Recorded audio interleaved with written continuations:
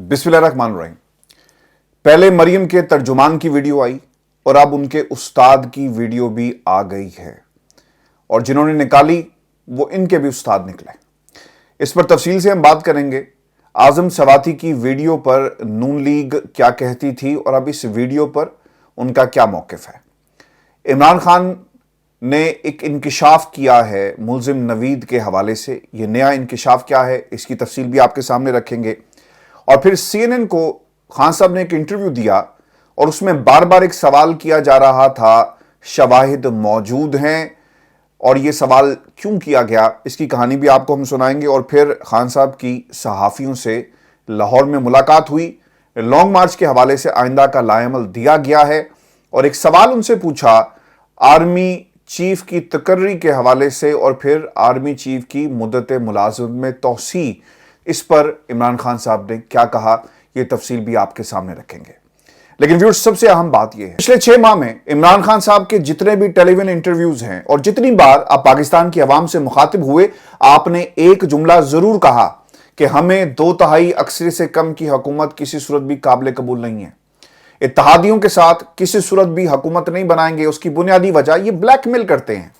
जब ये आपके साथ इत्तेहाद में शामिल हो जाएं और इत्तेहाद में शामिल होने के लिए तरह तरह की शराइत रखते हैं और फिर इक्तदार में आने के बाद कुर्सियां मांगते हैं और फिर इन कुर्सियों पर बैठकर किसी और का आलाकार बन जाते हैं। अब यही कुछ हो रहा है पंजाब के अंदर। वक्त के हाथों, निज़ाम के हाथों पाकिस्तान का साबिक वज़ीर आज़म इमरान खान इतना बेबस हो गया कि सबसे बड़े सूबे की हुकूमत उसकी है, लेकिन इसके बावजूद हुकूमत उसकी नहीं है। 3 लोगों के नाम FIR में शामिल नहीं होते और पाकिस्तान तहरीक इंसाफ सरापा एहतजाज है और लीगल प्लेटफॉर्म को इस्तेमाल भी किया जाएगा 3 लोगों के नामों को इस FIR में डालने के लिए। और इसकी बुनियादी वजह परवेज इलाही साहब है, जिन्होंने पाकिस्तान तहरीक इंसाफ को धोखा दिया है। धोखे का लफ्ज मैंने इसलिए इस्तेमाल किया क्योंकि वो हुकूमत में जरूर हैं लेकिन हुकूमत किसी और की कर रहे हैं, किसी और के कहने पर इक्तदार के साथ चिमटे हुए हैं। परवेज इलाही साहब के पास ऑप्शंस क्या थे?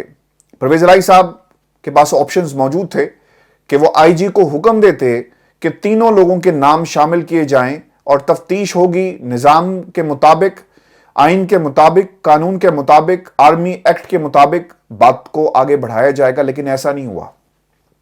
मैंने आपको कल भी ये कहा था, दोबारा आपकी खिदमत में ये इंफॉर्मेशन रख देता हूं कि ये सिर्फ मामला आर्मी से जुड़े हुए एक शख्स का नहीं था, मेजर जनरल फैसल नसीर का नहीं था, बल्कि ये मामला इससे आगे का है।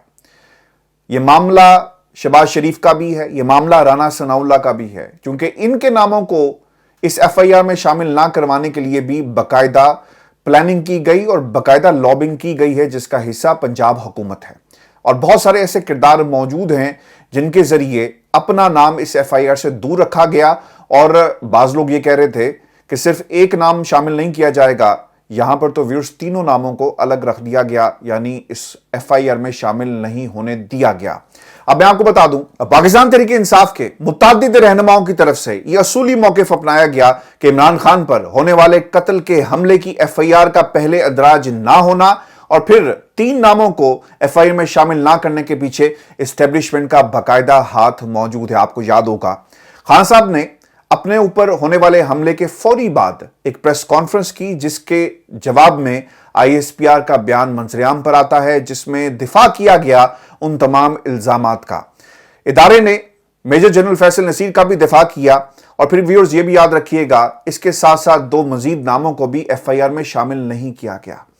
और यह भी याद रखिएगा कि ये वो 2 किरदार हैं जिनके ऊपर नवाजिशात की गई, उन्हें इक्तदार दिया गया। एक को वज़ीरे दाखिला बना दिया जाता है और दूसरे को मुल्क का वज़ीर आज़म बना दिया गया। ये नवाजिशात का सिलसिला है।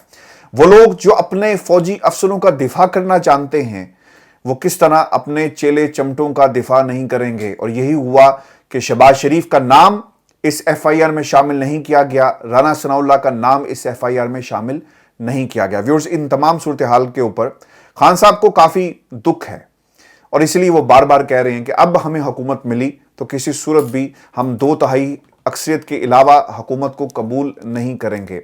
और परवेज इलाही साहब की एक जिद थी जो उन्होंने पूरी कर ली है और इमरान खान पर कातलाना हमले की FIR पहले درج نہ ہونا اور پھر اس کا جس طرح اندراج کیا گیا، یہ ایک انتہائی شرمناک عمل ہے، اور اس کی مثال جو ہے وہ آپ کو پاکستان کی سیاسی تاریخ میں نہیں ملے گی۔ اور آپ کو یہ بتانے چلیں کہ ایک شخص ملزم نوید، جسے سڑک سے پکڑ کر آپ نے نہ صرف نامزد کر دیا بلکہ اس کے علاوہ جو ان کے ماسٹر مائنڈ تھے ان کے اوپر پردہ بھی ڈال دیا ہے۔ اب میں آپ کو بتا دوں کہ خان صاحب نے جو آئندہ کا لانگ مارچ ہے اور جو لائے عمل ہے، وہ پارٹی قائدین سے جو ان کی ملاقات ہوئی لاہور کے اندر زمان پاک میں، وہ کیا رکھا؟ ایک تو کچھ آپشنز خان صاحب کے سامنے رکھے یہ جا رہے ہیں کہ آپ لانگ مارچ کو دوبارہ خیبر پختونخوا سے یعنی کے پی کے سے شروع کریں، اور پھر ہم اسی جوش اور جذبے کے ساتھ اسلام آباد میں داخل ہوں گے۔ اب اس تجویز کو عمران خان صاحب نے ماننے سے انکار اس لیے بھی کر دیا چونکہ لانگ مارچ شروع ہو چکا ہے اور تھوڑے عرصے کے لیے رکا ہے۔ دوبارہ اس کا آغاز جمعرات کو ہونے جا رہا ہے، وہیں سے جہاں سے یہ سلسلہ ٹوٹا تھا، تاکہ ان تمام لوگوں کو ایک پیغام جا سکے کہ جناب ہم پیچھے ہٹنے والے نہیں ہیں، اور یہ جو حقیقی آزادی کی تحریک ہے وہیں سے شروع ہوگی جہاں سے ہم نے اسے چھوڑا تھا۔ اب خان صاحب ٹھیک ہو کر دوبارہ اس کا حصہ بننے جا رہے ہیں اور اسلام آباد میں تمام قافلے کو وہ جوائن کریں گے 10-15 روز میں، کیونکہ یہ قافلہ آہستہ آہستہ اسلام آباد کی طرف اپنا جمعرات کے بعد جو ہے وہ سفر کا آغاز کرے گا، تقریریں ہوں گی۔ اور اس موقع پر ویورز میں آپ کو بتا دوں کہ کچھ روز پہلے جب یہ حملہ ہوا، میں نے طاہر القادری صاحب کے کنٹینر کا حوالہ آپ کو دیا، اور وہ اس لیے دیا کہ قادری صاحب، علامہ طاہر القادری صاحب اپنے کنٹینر میں موجود رہتے، اور وہ پورے کا پورا بلٹ پروف کنٹینر تھا جو شیشہ سامنے لگا تھا، اور جو ان کا خطاب تھا وہ ہمیشہ کنٹینر کے اندر سے ہی ہوتا اور لوگ اسے سنتے۔ اسی طرح کا ایک کنٹینر جو ہے بلٹ پروف تیار کیا جا رہا ہے، شاہ محمود قریشی اور حکومت پنجاب اس میں لگی ہوئی ہے، اور اس کی تیاری جو ہے وہ شروع کر دی گئی ہے۔ لیکن خان صاحب نے اپنی پوری پارٹی کو یہ بتا دی ہے کہ ہم وزیر آباد سے آگے بڑھیں گے اور 5-6 لاکھ لوگوں کو اکٹھا کریں گے، اور پھر ہم نے اسلام آباد میں داخل ہونا ہے۔ اور آپ کے پاس جو خبریں آ رہی ہوں گی، آپ کو معلوم ہوگا کہ اسلام آباد کی جو مین آرٹریز ہیں انہیں بلاک کر دیا گیا، اور پورے ملک کے اندر خان صاحب نے احتجاج جو تھا اس کی کال واپس لی ہے، اور صرف اسلام آباد میں احتجاج کو جاری رکھنے کی ہدایت جاری کی ہے۔ اور یہ بھی بہت امپورٹنٹ بات ہے کہ وہاں پر ایک خیمہ بستی بھی قائم کر دی گئی ہے جہاں پر لوگ رات کو وقت گزار رہے ہیں، اور دھرنا باقاعدہ طور پر دے دیا گیا ہے۔ اسی لیے حکومت کے لیے ایک پریشانی ہے۔ رانا ثناء اللہ صاحب جو ہیں وہ طرح طرح کی ترکیبیں اور انگیج کرنے کی کوشش کر رہے ہیں خان صاحب کو، اور انگیج کیسے کیا گیا؟ حکومت کی طرف سے الجھایا جا رہا ہے۔ وہ تمام کردار جو خان صاحب کے ارد گرد موجود ہیں، خبریں ان کو پلانٹ کی جاتی ہیں، موقف ان کو دیا جاتا ہے، اور وہ جا کر خان صاحب کے سامنے رکھ دیتے ہیں کہ شاید یہ کوئی ایسا فیصلہ لیں جس سے اس تحریک کو اور خان صاحب کے جو مقاصد ہیں انہیں نقصان پہنچے۔ پھر صاحب کو یہ بتانے چلیں کہ آج ایک ملاقات ہوئی ہے خان صاحب کی صحافیوں کے ساتھ، اور خان صاحب نے ایک انکشاف کیا ہے۔ خان صاحب یہ کہتے ہیں کہ مجھے معلوم تھا کہ مجھ پر قاتلانہ حملہ ہوگا، اور اس سے پہلے میں نے ایک ویڈیو بھی ریکارڈ کروا دی تھی، جو اگر خدا نہ خواستہ ان کو کچھ ہو جاتا تو یہ ویڈیو منظر عام پر آ جاتی ہے۔ یہ بات 4 ماہ پہلے کی ہے جب خان صاحب نے جلسے میں 4 کرداروں کا نام لیا تھا، اور اس سے پہلے بھی خان صاحب یہ بات جو ہے وہ کر چکے ہیں۔ اور پھر سب سے اہم بات یہ ہے کہ خان صاحب کے پاس جو انفارمیشن آ رہی تھی اس کے مطابق ان پر گجرات یا گجرانوالہ کے قریب حملہ ہو سکتا ہے۔ یہ دھمکیاں مل رہی ہیں، لیکن اس کے باوجود خان صاحب نے اپنا لانگ مارچ ترک نہیں کیا۔ جب لوگوں کو پتہ چلتا ہے تو انہوں نے ایک دوسرا منصوبہ بنایا، اور وہ منصوبہ کیا تھا کہ نوید کے ذریعے، ایک ملزم نوید کے ذریعے خان صاحب پر حملہ کروایا جائے، اور ان کی موت کی شکل میں اگر یہ کامیاب ہو گیا تو ہم اسے مذہبی رنگ دے دیں گے اور کہیں گے کہ یہ اسی طرح کا واقعہ ہے جس طرح سلمان تحصیل پر حملہ ہوا، اور پھر کوئی سوال بھی نہیں کرے گا۔ لیکن سب سے اہم بات یہ ہے کہ ماسٹر مائنڈ جو لوگ ہیں، جس کی طرف خان صاحب نے اشارہ بھی کیا، رانا ثناء اللہ کی طرف، کس طرح یہ ممکن ہو سکتا ہے کہ وہی اپنے کیس کی انکوائری کریں؟ بہت پھرتیاں دکھائی جا رہی ہیں حکومت وقت کی طرف سے، اور خط پہ خط لکھے جا رہے ہیں، اور اب ایک کمیشن بنانے کے لیے بھی خط لکھ دیا گیا ہے شہباز شریف صاحب کی طرف سے، اور یہ کہتے ہیں کہ اس معاملے کی عدالت کی نگرانی میں جو ہے انویسٹیگیشن ہونی چاہیے۔ اب سب سے جو اہم نقطہ ہے اس پوری سچویشن میں، جس کا ذکر عمران خان نے کیا، کہ ملزم نوید کی جان کو خطرہ ہے۔ پہلے آپ نے اس سے کام کروایا، اس کا انتخاب کیا گیا، اور جب وہ اپنے مقصد میں کامیاب نہیں ہوا تو پھر اس کی ویڈیو ریلیز کر دی گئی کہ یہ مذہبی جنونی ہے، اس نے یہ کیوں کیا. اور اب چونکہ معاملات مذہبی جنونیت کی طرف جا رہے ہیں تو عین ممکن ہے کہ اسے راستے سے ہٹا دیا جائے. یاد رکھیے گا وہ لوگ جو اس کی انویسٹیگیشن کر رہے ہیں، نوید کے تعلقات کن لوگوں کے ساتھ تھے، کن کے ساتھ اٹھتا بیٹھتا تھا، اس کے موبائل فون کے اندر کون سے ایسے بیان موجود ہیں جن کو یہ ریگولر سنتا تھا، یہ کتنا مذہبی تھا، لٹریچر کون سا پڑھتا تھا، کن لوگوں کے ساتھ اس کی گفتگو زیادہ ہوتی تھی. یعنی یہ پورے کا پورا ایک ویورز ایسا کیس ہے کہ اس کی برین واشنگ کی گئی ہے، اسے جان بوجھ کر اکسایا گیا ہے. کسی بھی اہم لیڈر کو یا اس سے کوئی بڑا کام کسی بھی شخص سے اگر لینا ہو تو ایسے کرداروں کو ڈھونڈا جاتا ہے، ان کے اوپر ٹائم صرف کیا جاتا ہے. آپ کو یاد ہوگا اور آپ نے متعدد ایسے لٹریچر سے آپ بخوبی آگاہ بھی ہوں گے کہ جب بھی کوئی دہشت گرد پکڑا جاتا ہے نا تو اس کے پاس سے لٹریچر نکلتا ہے جو پڑھتا ہے وہ کہ اس کے خیالات کیسے ہیں، وہ کن کے ساتھ بیٹھتا اٹھتا ہے، مذہب کے بارے میں اس کی کیا خیالات ہیں. اس کی باقاعدہ برین واشنگ کی جاتی ہے اور پھر اس کے بعد اسے ٹارگٹ دیا جاتا ہے. میں نے اس دن بھی کہا تھا کہ اگر یہ شخص واقعی سچا تھا اور اس کے پیچھے کوئی نہیں ہے، کسی نے اس کی برین واشنگ نہیں کی، کسی نے اسے اکسایا نہیں، کسی نے اسے ہینڈ پک نہیں کیا، اس کا انتخاب نہیں کیا گیا اور اس کے پیچھے کوئی نہیں ہے، تو پھر اسے بھاگنے کی کیا ضرورت تھی؟ ڈٹ کر وہیں پہ کھڑا ہوتا، گرفتاری دیتا اور کہتا کہ ہاں جناب یہ میں نے کیا ہے اور اس کی بنیادی وجہ یہ تھی. لیکن ویورز یہ ڈرپھوک تھا، یہ بھاگ جاتا ہے اور بھاگنے کی بنیادی وجہ یہ ہے کہ اس کے پیچھے کچھ لوگ موجود ہیں جو چاہتے تھے کہ یہ بھاگ جائے اور پھر اس کو راستے سے خاموشی سے ہٹا دیا جائے. کیونکہ اگر یہ بھاگنے میں کامیاب ہو جاتا تو پھر لوگوں نے ڈھونڈتے رہنا تھا نا کہ یہ کون ہے، اور پھر جو موقع سے سی سی ٹی وی فوٹیجز اور جس کے موبائل میں فوٹیج تھی وہ صرف ہم کمپیریٹیو انالیسس کرتے ہی رہ جاتے ہیں کہ یہ کون تھا، کہاں سے آیا، اس کی شکل کس سے ملتی ہے، پھر ڈھونڈنے کی کوشش کرنی تھی. اب عمران خان صاحب یہ کہتے ہیں اور یہ بات بہت ہی امپورٹنٹ ہے کہ کچھ لوگ اس کو مارنے کی بھرپور کوشش کریں گے اور اسے راستے سے ہٹا دیا جائے گا. وہ کام جو اس کے بھاگنے پر ممکن تھا اب شاید اسے حراست کے اندر ہی راستے سے ہٹا دیا جائے، اسی لیے اس کا بیان دلوایا گیا اور اب عین ممکن ہے کہ اسے قتل کر دیا جائے گا. اور پھر خان صاحب سے یہ بھی سوال کیا گیا کہ آپ کے اور فوج کے درمیان ایک خلیج پیدا ہو گئی ہے، جس کا جواب خان صاحب یہ دیتے ہیں کہ میرا فوج کے ادارے کے درمیان کوئی ایشو نہیں ہے. اگر آپ نے ملک چلانا ہے نا تو آپ کو منتخب وزیر اعظم کو اختیارات دینے پڑیں گے، اس کے بغیر ملک نہیں چل سکتا.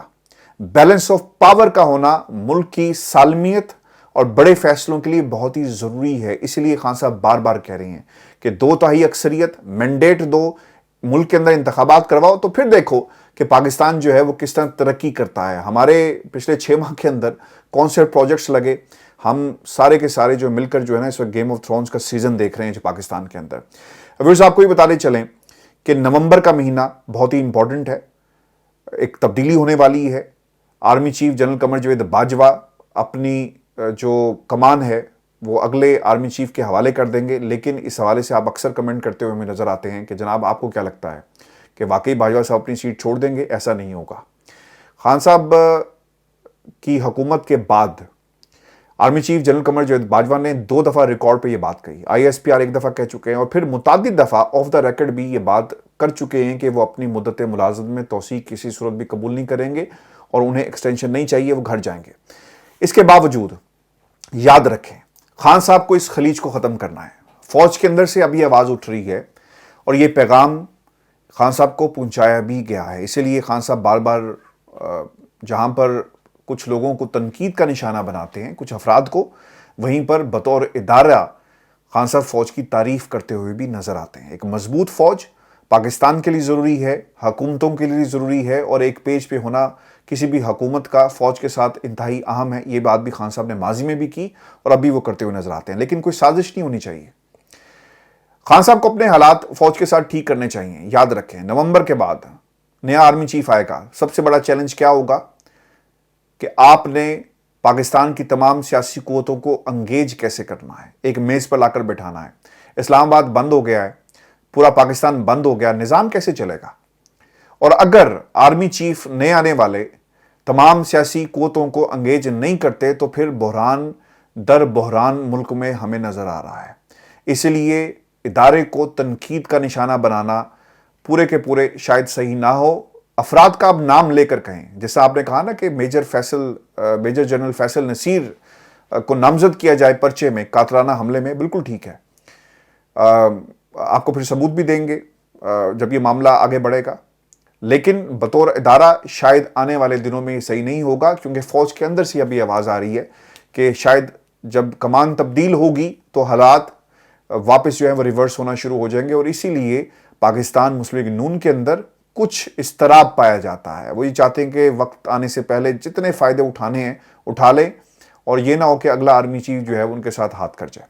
آپ کو یہ بتاتے چلیں کہ خان صاحب یہ بھی کہتے ہیں کہ ایک تو آرمی چیف کی مدت کی توسیع کے حوالے سے جو سوال کیا گیا تو اس پر انہوں نے, خان صاحب نے کہا کہ ایک $1 بلین کویسچن ہے, اور اس کا جواب نہیں دیا, اسے گول کر کے آگے نکل گئے. اور شہباز شریف صاحب کی طرف سے ایک اور ڈرامہ کیا گیا ہے. شہباز شریف صاحب نے ایک خط لکھا ہے سپریم کورٹ پاکستان کو جوڈیشل کمیشن بنانے کی استدعا کی ہے. پہلے میں آپ کو یہ بتا دوں کہ جوڈیشل کمیشن کی ٹکے کی حیثیت نہیں ہوتی, یا تو اسے داخل دفتر کر دیا جاتا ہے, کبھی وہ منظر عام پر نہیں آتا کیونکہ فائنڈنگز ایسی ہوتی ہیں جسے کوئی قابل قبول نہیں سمجھے گا, اور کسی کے لیے قابل قبول ہوتا ہے, کسی کے لیے قابل قبول نہیں ہوتا ہے, اس لیے وہ منظر عام پر کبھی نہیں آتا.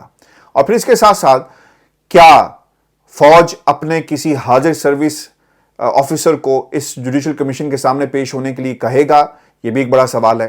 اور پھر وقت کا وزیر اعظم کیا خود اس جوڈیشل کمیشن کے سامنے پیش ہوگا, اور پھر جن حقائق اور جن سیاق و سباق کا خان صاحب ذکر کر رہے ہیں, جوڈیشل کمیشن کہاں سے انسٹرکشنز لے گا, یہ بھی بڑا ایک امپورٹنٹ معاملہ ہے. خط میں کیا کہا گیا؟ خط میں یہ کہا گیا ہے کہ سپریم کورٹ کے تمام دستیاب ججز پر مشتمل کمیشن بنایا جائے, اور وہ اس بات کا فیصلہ کریں کہ جو الزامات خان صاحب کی طرف سے لگائے گئے ہیں ان میں کتنی حقیقت ہے, اور کون سے ایسے حقائق ہیں جو ابھی بھی چھپے ہوئے ہیں اور جن کا ذکر خان صاحب بار بار کر رہے ہیں. اور میں اس کا ایک نمونہ آپ کے سامنے بھی رکھ دیتا ہوں, کیونکہ کوشش اب یہ شہباز شریف کی طرف سے کی جا رہی ہے اور ان کے حواریوں کی طرف سے کہ اس کیس کو مزید کنٹروورشل بنایا جائے اور میڈیا کھلیں. FIR درج نہیں ہوئی, یہ ذرا ٹائم لائن دیکھیں کہ اس کیس کے ساتھ کتنی زیادہ زیادتی کی گئی ہے. یہ ہمارے ملک کا نظام ہے. FIR درج نہیں ہوئی اور بیانات آنا شروع ہو گئے. 4 گولیاں نہیں لگی, کم لگی ہیں, مذاق کر رہے ہیں, کوئی گولی نہیں لگی. خون کے نمونے جو ہیں وہ کیوں شوکت خانم میں صرف دیے گئے, باہر کیوں نہیں آئے؟ اور پھر ایک فوج تھی عمران خان کے خلاف جو اس بات کا فیصلہ کر رہی تھی کہ خان صاحب باز نے تو یہاں تک کہہ دیا کہ عمران خان کے اپنے گارڈ کی گولی سے جو ایک شخص جو جاں بحق ہوا اس کی بھی انکوائری کی جائے. یعنی کسی کو کچھ معلوم نہیں ہے. FIR درج نہیں ہوئی اور سب جو ہے فورنزک ایکسپرٹ جو بن گئے. اب اس معاملے کو جوڈیشل کمیشن کی شکل میں لا کر مزید جو ہے وہ الجھایا جا رہا ہے, کیونکہ خان صاحب کے خلاف شہباز شریف صاحب ایک اور بیانیہ بنائیں گے کہ ہم نے تو اس ملک میں دیکھیں کیا کیا, ہم نے تو سپریم کورٹ کو خط لکھ دیا اور اس خط میں استدعا کی کہ اس کی انڈیپینڈنٹ انکوائری ہونی چاہیے. اب اس ملک کے اندر سے جوڈیشل کمیشن بنانے کا مذاق جو ہے وہ ختم ہو جانا چاہیے, کیونکہ اس کی کوئی حیثیت نہیں ہے. کسی بھی وکیل کو آپ بٹھا کر یہاں پر مناظرہ کروا لیں. پاکستان میں اس سے پہلے جتنے جوڈیشل کمیشن بنے ان کا کیا حال ہوا, ان کی رپورٹس کے اوپر کتنا عمل کیا گیا, اور پھر کیا کوئی اسے قبول کرے گا؟ جب قانون کے اندر کوئی چیز بائنڈنگ ہی نہیں ہے تو پھر اس کی کیا حیثیت ہوگی؟ اور پھر سب سے انٹرسٹنگ بات یہ ہے کہ FIR سے بات آگے اس حد تک ضرور بڑھے گی کہ نقوش مٹائے جائیں, جو معاملات جتنے بھی ثبوت ہیں ان کو مٹایا جائے, لیکن انگیج رکھا جائے گا ایسے بیانات دے کر اور ایسی جو سٹنٹ اسے کہنا چاہیے جو خط لکھا ہے شہباز شریف کی طرف سے حکومت کی طرف سے سپریم کورٹ آف پاکستان کو. ایک اور معاملہ بھی بڑا امپورٹنٹ ہے اسی سے جڑا ہوا. CNN کو ایک انٹرویو دیا خان صاحب نے, اور اس انٹرویو میں کیا ہوا؟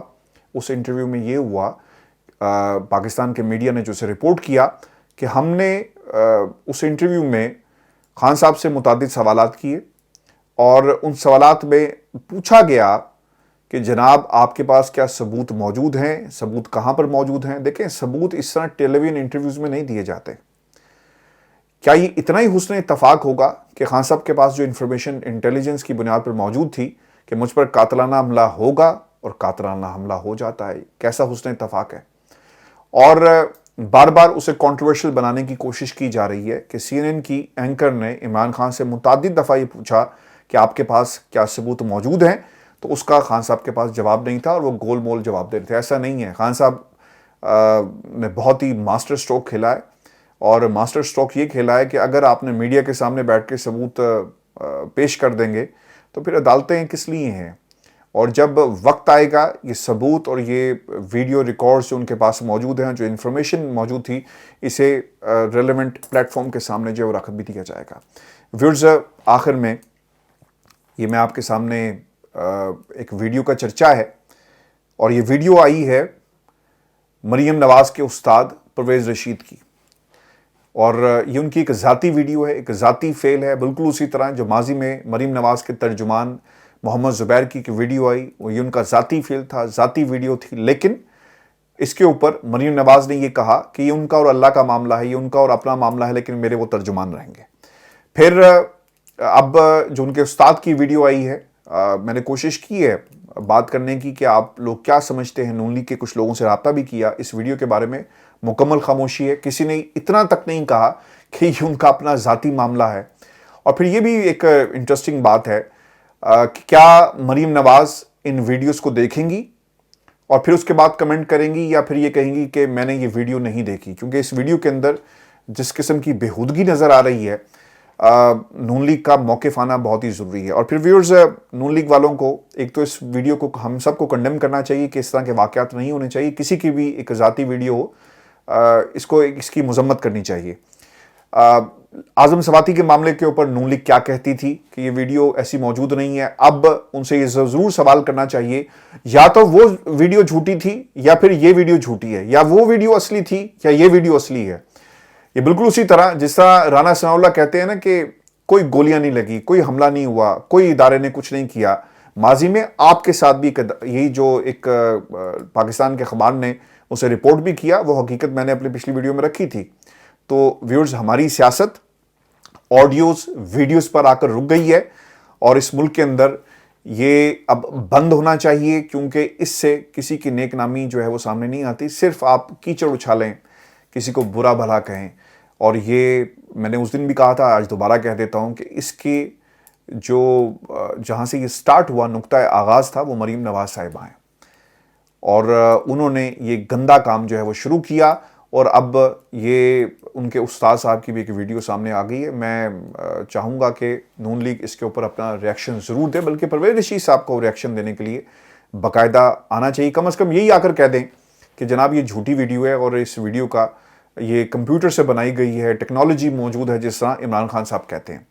ویورز، آخر میں یہ بھی آپ کو بتا دیں کہ اس ملک میں ایک اور خط لکھا گیا ہے، اور وہ خط کس نے لکھا ہے؟ شہباز شریف صاحب نے ارشد شریف قتل کی تحقیقات کے لیے اور استدعا کی ہے، اور کچھ سوالات انہوں نے رکھے ہیں سپریم کورٹ کے سامنے۔ میں اگلی ویڈیو میں آپ کے ساتھ یہ شیئر کروں گا، لیکن ایک بات جو میں ضرور کہنا چاہوں گا جاتے جاتے، کہ ارشد شریف کی مرحوم کی شہید کی جو پوسٹ مارٹم رپورٹ تھی، آج ان کی والدہ کو کے حوالے نہیں کی جا رہی۔ یہ ہمارے ملک کا نظام ہے، اس پر ضرور کمنٹ کیجئے گا۔ اجازت دیجئے، اللہ نے کہا۔